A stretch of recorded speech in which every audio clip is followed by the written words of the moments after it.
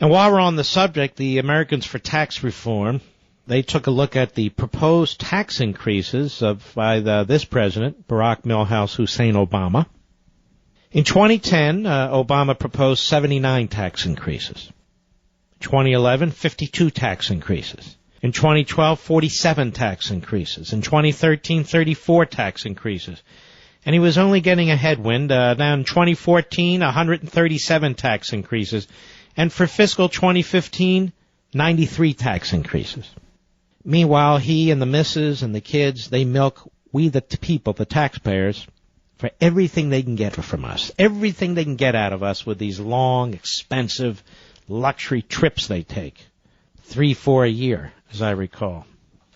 Meanwhile, it's not just the direct taxes that are so devastating to many of us. It's the indirect tax increases, the burdens placed on the private sector that are passed on to you and me, like Obamacare. And as the Daily Caller points out, on top of rising premiums, Obamacare taxes are adding hundreds of dollars per year on the customers' costs, according to a new study by American Action Forum. Those who brave the healthcare laws exchanges will have to pay an extra $354 on average in 2014. That's due to 7 taxes that Obamacare includes. The vast majority of the country covered by employer-sponsored health insurance will be forced to pay a somewhat lower tab of $196 to cover the taxes. Those with self-funded employer-sponsored insurance are exempt from the largest, and so forth and so on. So on top of increased premiums, most of us, I know I did, are paying substantial tax increases related to Obamacare as an excuse. Remember what I said. What is Obamacare? We've talked for years how Obamacare is a massive redistribution of wealth, but it's even more.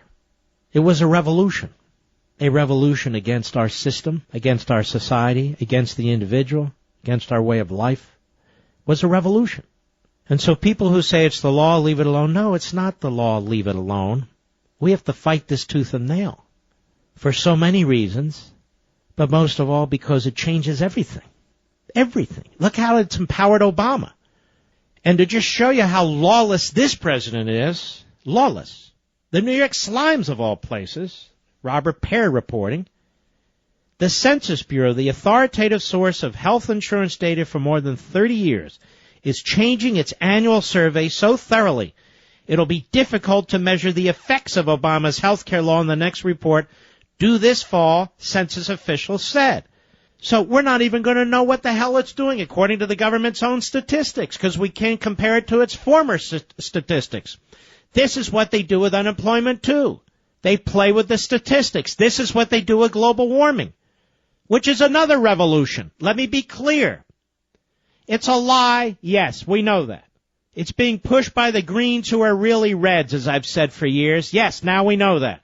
But it's another revolution. It's another way where the federal government and a relative handful of masterminds using an army of bureaucrats control our lives.